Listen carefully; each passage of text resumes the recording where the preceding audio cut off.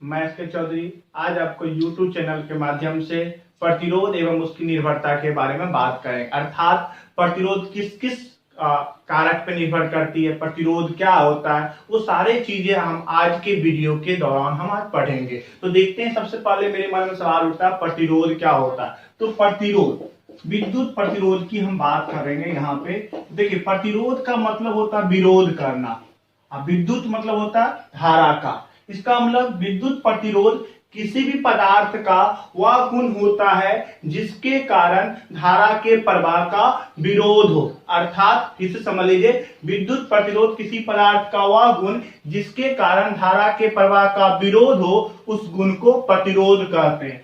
प्रतिरोध R equal to, हमेशा याद रखिएगा, रो एल बाय ए। ये मैंने आपको पिछले क्लास में प्रतिरोध का व्यंजक निकाल के बताया था। R equal to rho L by A, जहां पे याद रखिए रो आपकी प्रतिरोधकता होती है, रो आपकी प्रतिरोधकता, और इसी के व्युत्क्रम को हम चालकता बोलते हैं। तो चालकता इक्वल टू 1 बाय रो। इसका मतलब ध्यान रखें, चालकता प्रतिरोधकता का व्युत्क्रम होता है। और L आपको जो दिख रहा है यहाँ पे, लंबाई क्या हो गई आपकी, यहाँ पे लंबाई। ए आपका जो दिख रहा है यहाँ पे, ये आपका अनुप्रस्थ काट क्षेत्रफल, अनुप्रस्थ काट क्षेत्रफल। तो अगर मैं आपसे पूछूं प्रतिरोध किस किस कारक पे निर्भर कर रही है, तो आपको यहाँ पे दिख रहा होगा प्रतिरोधकता, लंबाई और अनुप्रस्थ काट क्षेत्रफल। इसका मतलब मैं यहाँ पे कारक की बात कर रहा हूं, किस किस फैक्टर पे डिपेंड करेगा हमारा प्रतिरोध। तो समझ लीजिए, सबसे पहला कारक आपका, सबसे पहला दिख रहा है आपको प्रतिरोधकता। किस पे निर्भर कर रही है, प्रतिरोधकता। और आपको पता है प्रतिरोधकता के व्युत्क्रम को क्या कहते हैं, चालकता। इसका मतलब सिग्मा। किस पे निर्भर कर गया, सिग्मा। आपको एक चीज यह भी याद रखिएगा, प्रतिरोधकता और चालकता, प्रतिरोधकता और चालकता हमेशा ध्यान रखिएगा, हमेशा पदार्थ की प्रकृति पर निर्भर करती है। इसका मतलब किस पे निर्भर कर गई, पदार्थ की प्रकृति पे। दूसरा आपको सबसे बड़ी बात दिख रहा होगा, प्रतिरोध हमारा किस पे निर्भर कर रहा है बाबू, लंबाई पे। तीसरा हमारा सबसे बड़ा दिख रहा होगा, प्रतिरोध किस पे निर्भर कर रहा है, अनुप्रस्थ काट क्षेत्रफल। एंड चौथा जो आपको नहीं दिख रहा वो समझिए, मैंने आपको बताया था तापमान का प्रभाव। क्या बताया था, तापमान का प्रभाव। इसका मतलब ये मैंने आपको बताया था पिछले क्लास में, जब आप तापमान परिवर्तित करते हो तो प्रतिरोधकता परिवर्तित होती है, और प्रतिरोधकता परिवर्तित होने के कारण चालकता भी क्या हो जाती है, परिवर्तित हो जाती है। इसका मतलब प्रतिरोध भी आपका क्या होगा, बदल जाएगा। इसका मतलब फोर्थ इंपॉर्टेंट पार्ट हमारा क्या हो गया, तापमान। तो ध्यान रखिएगा, फिर से मैं आपको समझा देता हूं, हमारा का जो सूत्र होता है प्रतिरोध का, रो एल बाय ए। प्रतिरोध का सूत्र क्या होता है, रो एल बाय ए। हमारा प्रतिरोध किस किस कारक पे निर्भर करता है, तो सबसे पहला आप देखिए, प्रतिरोध हमारा प्रतिरोधकता पर निर्भर करती है, और प्रतिरोधकता के व्युत्क्रम को क्या बोलते हैं, चालकता। इसका मतलब चालकता पर निर्भर करती है। प्रतिरोधकता और चालकता दोनों हमेशा पदार्थ के प्रकृति पर निर्भर करती है। दूसरा आपको देखिए, यहाँ पे प्रतिरोध समानुपाती किसके दिख रही है, लंबाई के। इसका मतलब प्रतिरोध किस पे निर्भर कर जाएगा बाबू, लंबाई पे। तीसरा आप देखिए, प्रतिरोध किसके व्युत्क्रमानुपाती दिख रहा, अनुप्रस्थ काट क्षेत्रफल के। इसका मतलब प्रतिरोध किस पे निर्भर कर गया, अनुप्रस्थ काट क्षेत्रफल पे। चौथा सबसे बड़ा इंपॉर्टेंट देखिए, मैंने आपको पिछले क्लास में बताया था, जब आप तापमान बढ़ाते हो तो विश्रामित काल क्या होती है, घटती है। विश्रामित काल घटने से आपका याद होगा प्रतिरोधकता बढ़ती है, और प्रतिरोधकता बढ़ने से हमारा प्रतिरोध भी क्या होगा, बढ़ जाएगा। इसका मतलब हमारा किस पे निर्भर कर गया, तापमान पे। तो आज मैं आपसे बात करूंगा प्रतिरोध, ये चारों जो कारक है किस किस प्रकार उस पर निर्भर कर रहा है, प्रतिरोध पे किस किस प्रभावित कर रहा है, वो सारे चीजें आज हम इस लेक्चर में पढ़ेंगे। उससे पहले मैं एक छोटा सा आपसे क्वेश्चन देना चाहूंगा, ऐसे नॉर्मल क्वेश्चन है। बोला क्या था, यदि किसी चालक तार की लंबाई 2 गुनी कर दी जाए, यदि किसी चालक तार की लंबाई 2 गुनी कर दी जाए तो प्रतिरोधकता कितनी गुनी हो जाएगी। आपसे क्या पूछा है, यदि चालक तार की लंबाई 2 गुनी कर दी जाए तो प्रतिरोधकता कितनी गुनी हो जाएगी। तो इसका आंसर देखिए क्या होगा, आप लोग सोचिए।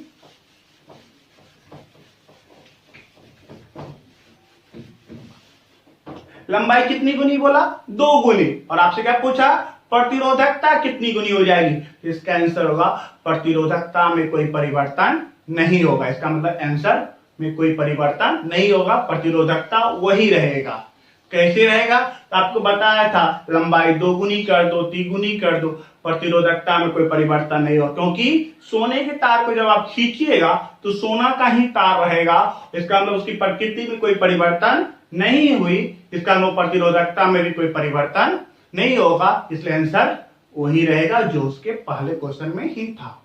चलिए आज बात हम करेंगे, सबसे पहला चीज हमारा प्रतिरोध हमारा लंबाई पे किस प्रकार निर्भर कर रही है वो हम बात करेंगे। अर्थात प्रतिरोध पर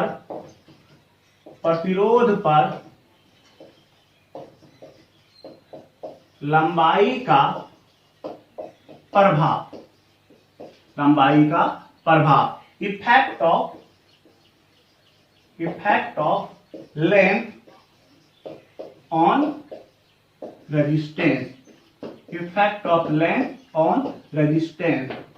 लंबाई के साथ हमारा प्रतिरोध किस प्रकार परिवर्तित होगा, थोड़ा आज मैं आपको इसके बारे में बात करेंगे। बहुत आसान सा टॉपिक है, समझिए सब चीजों को। तो जस्ट आपने अभी पढ़ा है R बराबर rho L by A, R आपने क्या पढ़ा है, रो एल बाय ए। और आप खुद यहां से देखिए, 2-3 चीज देखने लायक है।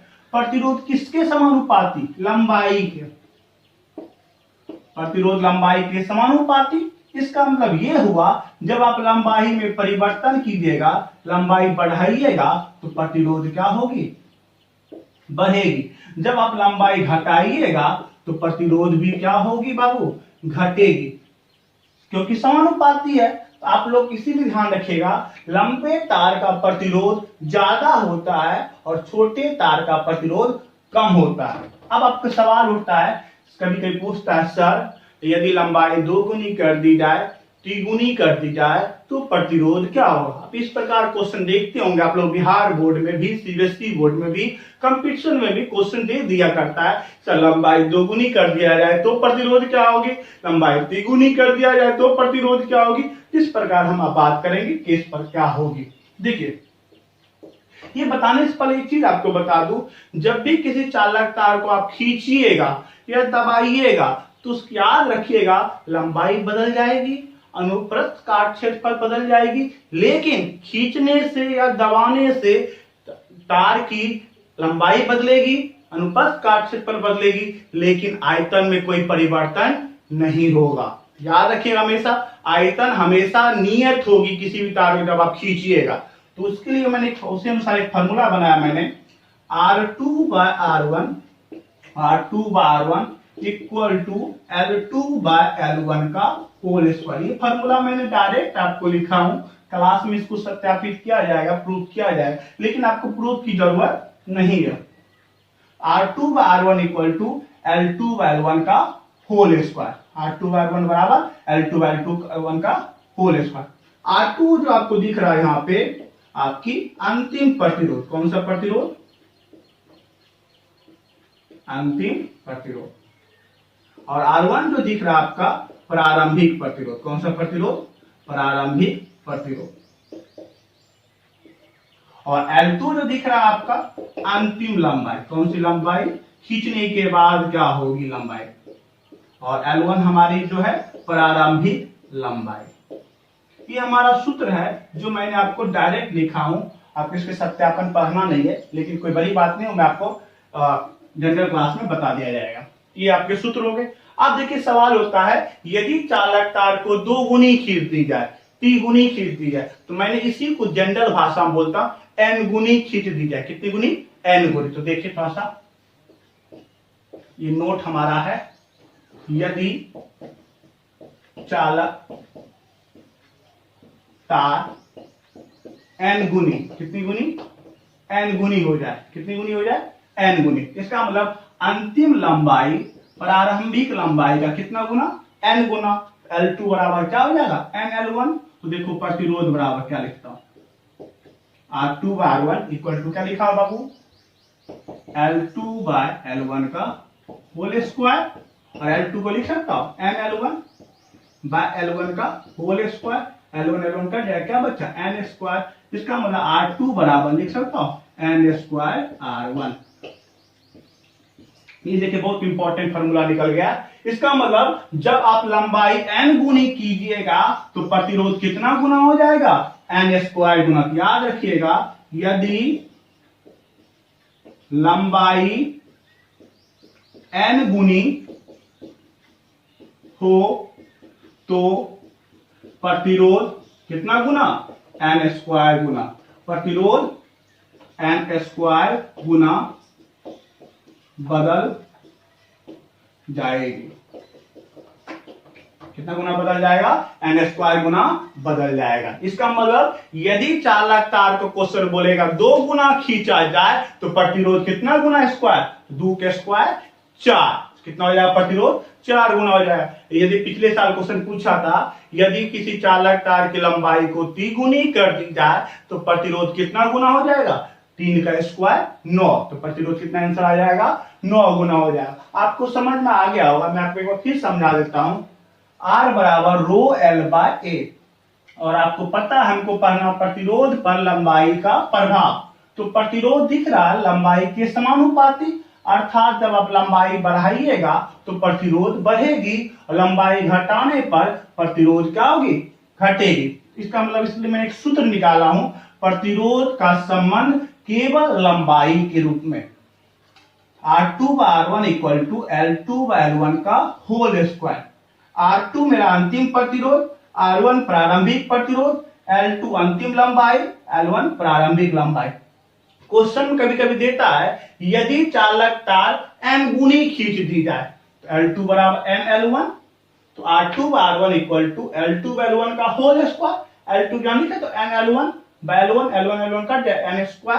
इसको इधर ले आए तो आप पर गौर देखिए, R2 बराबर n²R1। यदि लंबाई n गुनी हो जाए तो प्रतिरोध कितना गुना हो जाएगा, n² गुना बदल जाएगी। चलिए मैंने अभी जस्ट आपको पढ़ाया प्रतिरोध और लंबाई में क्या संबंध, उस पर 1-2 क्वेश्चन कर लेते हैं, फिर मैं आगे की और बात करूंगा। तो सबसे पहला एक क्वेश्चन की मैं बात कर रहा हूं आपको, यदि 10 मीटर लंबे चालक तार का प्रतिरोध, यदि 10 मीटर लंबे चालक तार का प्रतिरोध 100 ओम हो तो बताए तार को 20 मीटर खींचने पर, तार को 20 मीटर खींचने पर प्रतिरोध क्या होगी। 10 मीटर चालक तार का प्रतिरोध कितना दिया बाबू, 100, तो बोला उसको खींच के कितना कर दिया गया, 20 मीटर, तो बोला प्रतिरोध क्या होगी। इसका सोल्यूशन समझिए, बहुत इजी सोल्यूशन है। R2/R1 इक्वल टू, अभी जस्ट हमने पढ़ाया L2/L1 का होल स्क्वायर। तो देखिए थोड़ा सा R2 निकालना, उसको ऐसे ही छोड़ दिया। R1 कितनी हो गई, 100। L2 कितनी बाबू, L2 देखिए आप खुद ही 20, L1 10 का स्क्वायर कट गया। R2/100 बराबर 2 के स्क्वायर 4, इसका R2 बराबर 100 गुना 4, कितना ओम आ गया, 400। नेक्स्ट क्वेश्चन देखिए थोड़ा सा, यदि किसी चालक तार की लंबाई 2 गुनी कर दी जाए तो प्रतिरोध क्या होगा। यदि किसी चालक तार की लंबाई कितनी गुनी कर दी जाए, 2 गुनी, तो प्रतिरोध क्या होगा। इसका आंसर देखिए, चालक तार की लंबाई कितनी गुनी कर दी जाएगी, 2 गुनी, इसका n बराबर 2, तो प्रतिरोध देखे क्या हो, R2 बराबर n²R1, n की वैल्यू कितना, 2 के स्क्वायर R1 कितना है, 4R1। इसका मतलब कितनी हो जाएगी बाबू, प्रतिरोध 4 गुनी, कितनी गुनी हो जाएगी, 4 गुनी, दिख रहा है 4 गुना। अगला क्वेश्चन,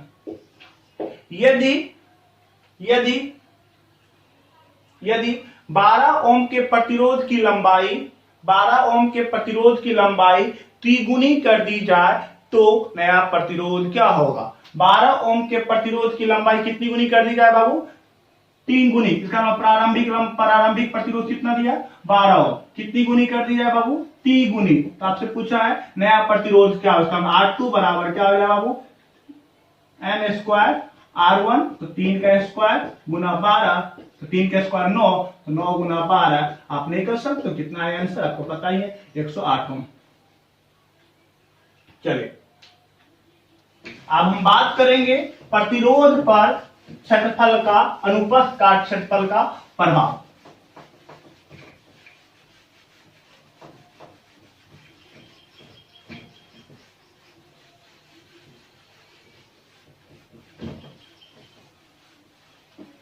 प्रतिरोध पर अनुप्रस्थ काट क्षेत्रफल का प्रभाव। देखिए थोड़ा सा लिख देता हूं आपको, प्रतिरोध पर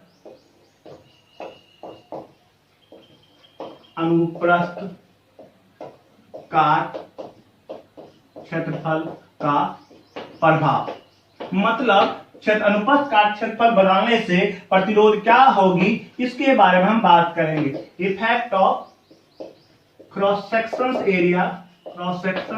एरिया ऑन रेजिस्टेंस,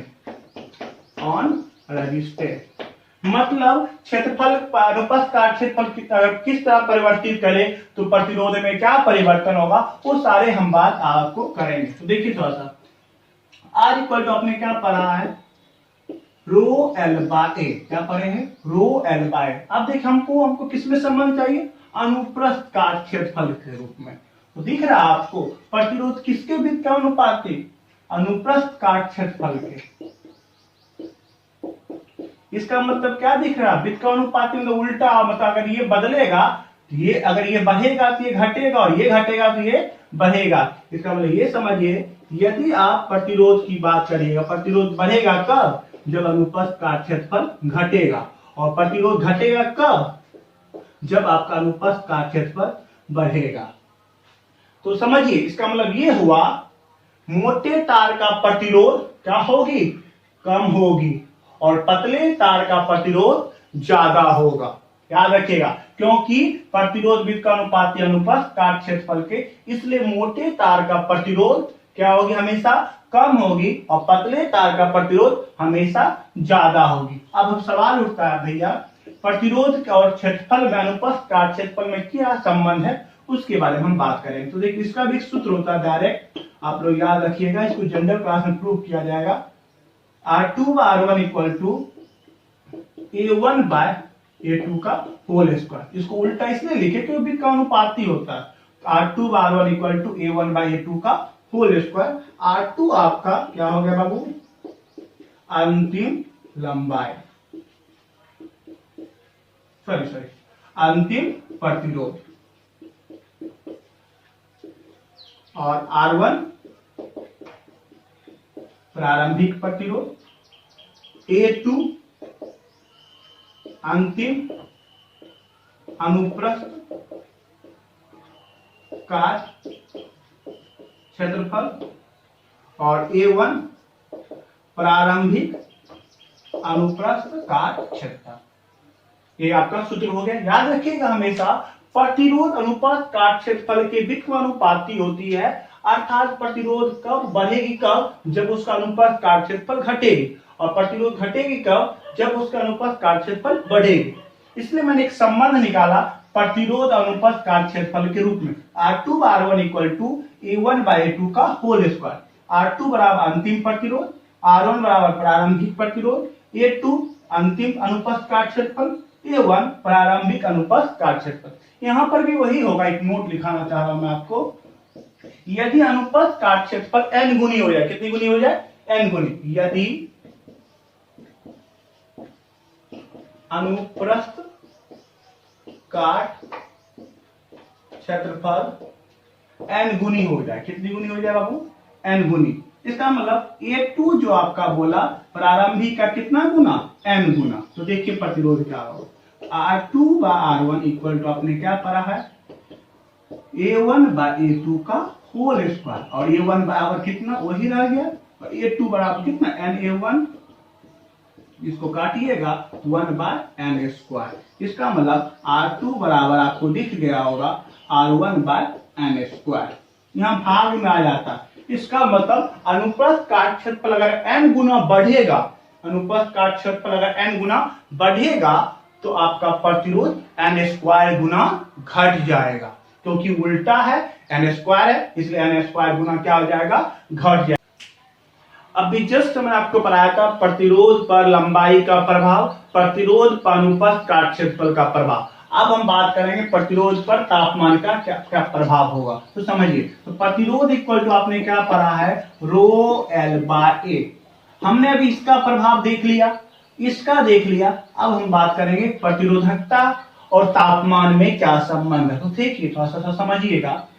जब आप तापमान बदलोगे, तापमान बढ़ाओगे, तो आपको याद होगा मैंने बताया था विश्रामित काल घटती है। विश्रामित काल घटने से आपका प्रतिरोधकता क्या होती है, बढ़ती है। और आप यहाँ पर एक गौर देखिए, प्रतिरोध समानुपाती किसके दिख रहा है, प्रतिरोधकता के। इसका मतलब यहाँ पे प्रतिरोध भी क्या होगी आपकी, बढ़े। इतना तो समझ में आ गया होगा, क्योंकि तापमान बढ़ने से विश्रामित काल घट जाती है, विश्रामित काल घटने से प्रतिरोधकता बढ़ जाती है। और अगर प्रतिरोधकता बढ़ेगा तो प्रतिरोध भी आपका क्या होगा, बढ़ेगा। इतना तो हमारा समझ में आ गया, तापमान बढ़ाने से प्रतिरोध हमारी क्या होगी, बढ़ेगी। याद रखिएगा, तापमान बढ़ने से प्रतिरोधकता ही बढ़ेगी और हमारा प्रतिरोध भी क्या होगी, बढ़ेगी। अब कितना बढ़ेगी उसके बारे में हम थोड़ा सा बात करेंगे। आपने उष्मा चैप्टर में पढ़े होंगे तापमान और लंबाई में किस प्रकार संबंध है, उसी प्रकार प्रतिरोध और एक तापमान में हमारा एक संबंध है। याद रखिएगा,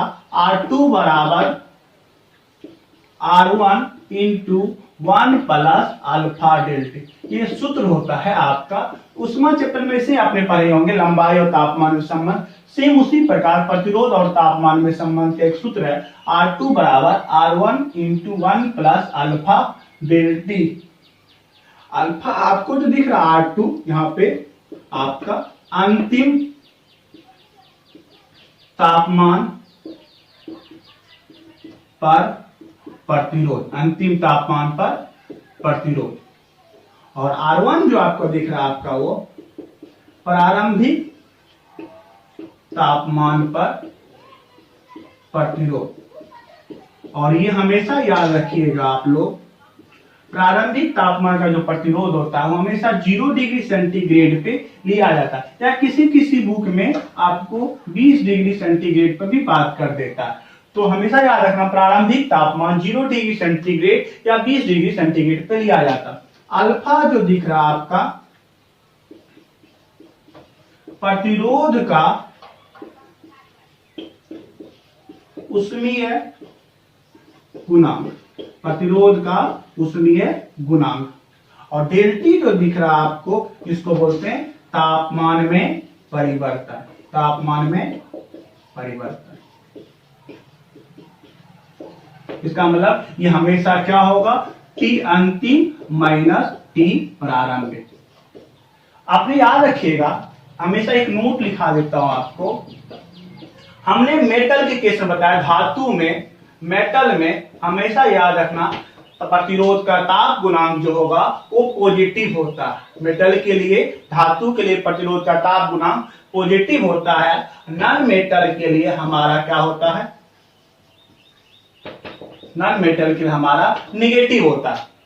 मेटल के लिए पॉजिटिव, नॉन मेटल के लिए निगेटिव होता है। इसका मतलब ये हुआ, मेटल में तापमान बढ़ाने से, मेटल में याद रखना, धातु में तापमान बढ़ाने से प्रतिरोध बढ़ेगी, धातु में तापमान बढ़ाने से प्रतिरोध बढ़ेगी। नॉन मेटल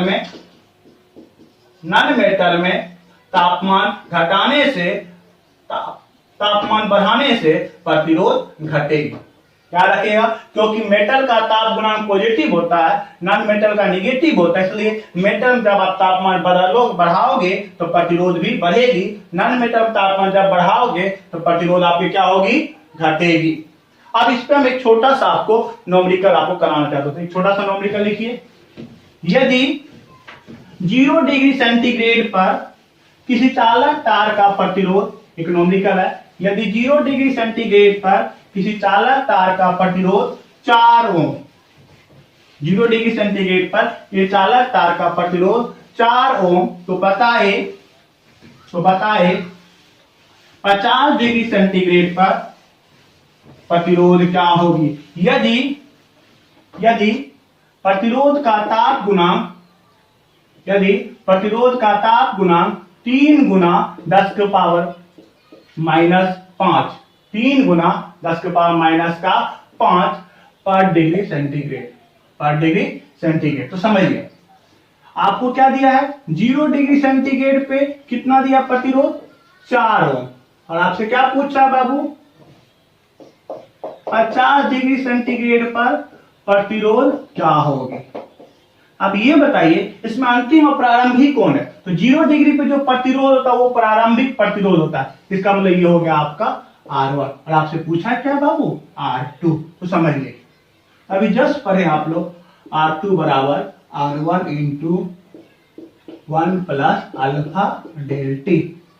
R1 कितना है 4 ओम, 1 अल्फा कितना 3 गुना 10 पावर माइनस 5, डेल्टी कितनी शुरू में 0 बाद में 50 माइनस 0 50। क्या सॉल्व नहीं कर सकते 4 इंटू 1 प्लस 150 गुना 10 के पावर माइनस 5। इसको सॉल्व कीजिएगा आपको R2 निकल जाएगा। नेक्स्ट क्वेश्चन है, फिर से पर इसको समझा देते हैं और फिर कुछ बच्चे बोलेंगे सर हमको समझ में आया, फिर से बताता हूँ। याद रखिएगा 0 डिग्री सेंटीग्रेड पे जो भी प्रतिरोध दिया जाता है वो प्रारंभिक प्रतिरोध है। क्वेश्चन में 0 डिग्री सेंटीग्रेड प्रतिरोध कितना बोला 4 ओम, इसका मतलब कौन सा प्रतिरोध हो गया आपका प्रारंभिक प्रतिरोध। कौन सा प्रतिरोध, ये प्रारंभिक प्रतिरोध हो गया। और 50 डिग्री पे पूछा, इसका मतलब आपसे अंतिम प्रतिरोध पूछा। आपसे क्वेश्चन में दिया प्रतिरोध का ताप गुणांक अल्फा बराबर 3 माइनस का 5 पर डिग्री सेंटीग्रेड। इसका मतलब आपसे R2 पूछा, R2 बराबर R1 into 1 plus alpha डेल्टी। R1 का मान 4, 1 अल्फा दिया हुआ, डेल्टी 50 माइनस 0 50। इसको सॉल्व करें क्वेश्चन आ जाए। नेक्स्ट क्वेश्चन,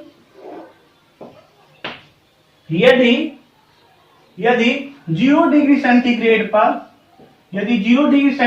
पर प्रतिरोध 5 ओम, 0 डिग्री सेंटीग्रेड प्रतिरोध 5 ओम एवं 40 डिग्री सेंटीग्रेड पर प्रतिरोध 7 ओम, तो बताए प्रतिरोध का ताप गुणांक क्या होगा।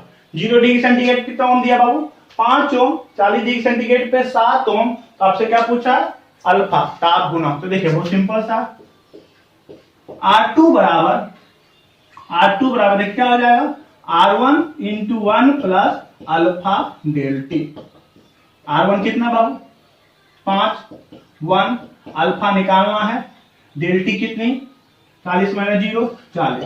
अच्छा R2 आपको क्वेश्चन दिया हुआ कितना 7, तो 7/5 बराबर 1 प्लस 40 अल्फा। क्या यहां से आप अल्फा नहीं निकाल लोगे, आप आराम से अल्फा निकाल लोगे। नेक्स्ट क्वेश्चन देखिए क्या है, बहुत अच्छा क्वेश्चन है, ये एनसीईआरटी में भी दिया हुआ है। लिखिए यदि 0 डिग्री सेंटीग्रेड पर विद्युत धारा 2 एम्पियर, यदि 0 डिग्री सेंटीग्रेड पर विद्युत धारा 2 एम्पियर एवं 0 डिग्री सेंटीग्रेड पर प्रतिरोध धारा कितना दिया बाबू 2 एम्पियर एवं 40 डिग्री सेंटीग्रेड पर धारा 1.8 एम्पियर, तो बताए प्रतिरोध का ताप गुणांक क्या होगा। ये एनसीईआरटी क्वेश्चन है। 0 डिग्री सेंटीग्रेड पे 2 एम्पियर, 40 डिग्री सेंटीग्रेड पे 1.8 एम्पियर, तो प्रतिरोध ताप गुणांक। आप सोचते होंगे सर यहाँ तो धारा दिया है और हमको पता प्रतिरोध का संबंध पता था कि बहुत अच्छा कुछ समझिए। 0 डिग्री पे 2 एम्पियर धारा दिया, प्रतिरोध नहीं दिया, और 40 डिग्री सेंटीग्रेड पे 1.8 एम्पियर, आपसे पूछा प्रतिरोध का ताप गुणांक। तो बहुत अच्छा क्वेश्चन समझिए, अच्छा क्वेश्चन एनसीईआरटी में भी दिया हुआ, एग्जांपल में भी दिया हुआ, एक्सरसाइज में भी दिया हुआ, बहुत जगह क्वेश्चन मिलेगा। अच्छा क्वेश्चन था समझिएगा। R2 बराबर R1 इंटू अल्फा डेल्टी, यही पढ़े। अच्छा आपने एक ओम्स लॉ पढ़े हैं, according to ohm's law V बराबर RI, इसका मतलब I बराबर क्या लिखा था हमने V बाया, लिख सकते हैं। वेरी गुड, आप देखिए तो R2 मेरा अंतिम प्रतिरोध अंतिम धारा पर निर्भर करेगा, तो V बटा 1.8 देख सकता हूँ। Very good. R1 प्रारंभिक से प्रारंभिक धारा पर निर्भर करेगा, तो क्या होगा V बटा 2 into 1 plus alpha del T, शुरू तापमान 0 बाद का 40 माइनस 0 40। देखिए V से V कट गया, 1/1.8 बराबर 40 अल्फा। इसका मतलब देखिए 2/1.8 इक्वल टू 1 प्लस 40 अल्फा, 20/18 बराबर 1 प्लस 40 अल्फा के अल्फा सब सॉल्व लेकर लीजिए। अब देखिए क्वेश्चन एक बार दोबारा समझाता हूँ। 0 डिग्री सेंटीग्रेड पे कितना धारा 2 एम्पियर, 40 डिग्री सेंटीग्रेड पे 1.8 एम्पियर, आपसे पूछा अल्फा। देखिए आप क्वेश्चन प्रतिरोध नहीं दिया, धारा दिया, अच्छे समझिए। तो R2 बराबर लिखे तो R1 into 1 plus alpha del T according to ohm's law, V बराबर RI, I बराबर V बाय R लिख सकते हैं, I बराबर V बाय R। तो सिंपल सा, या आप यहां से ये भी लिख सकते हो R बराबर V बाय I लिख सकते हैं। Very good. अब देखिए तो मेरा ये R2 है, क्या है R2 का क्या है तो V by I, V by I तो V कितना V रहेगा, R2 कितना 1.8 धारा रख दिया। अब देखिए फिर R1 बराबर V बाय I, तो R1 निकालना तो इसका धारा I1 होगा, तो V बटा 2 1 into 1 plus alpha delta, V cut है, इसको सॉल्व कीजिएगा, आंसर आ जाए। तो देखिए मैंने आज आपको बताया, थोड़ा सा 1 मिनट का रिकॉल ले लेता हूँ। मैंने बताया प्रतिरोध पर लंबाई का क्या प्रभाव होगा, अनुप्रस्थ काट क्षेत्रफल का क्या प्रभाव होगा, तापमान का क्या प्रभाव होगा, ये सारी बातें की थी। तो ये याद रखिएगा, इस टॉपिक में जो भी डाउट होगा आप मुझे बेहिचक व्हाट्सएप आप कर लीजिए या कॉल पे आप पूछ लीजिए। हो सकता है कुछ बच्चे को चीजें समझ ना आया, तो आप कोई दिक्कत नहीं, आप मुझे वीडियो कॉल कर सकते हो या सिंपल कॉल कर सकते हो या व्हाट्सएप कर सकते हो, कोई भी दिक्कत आप मुझे पक्का कॉल किया कीजिए। और बाकी हमारी मुलाकात अगले क्लास में होगी।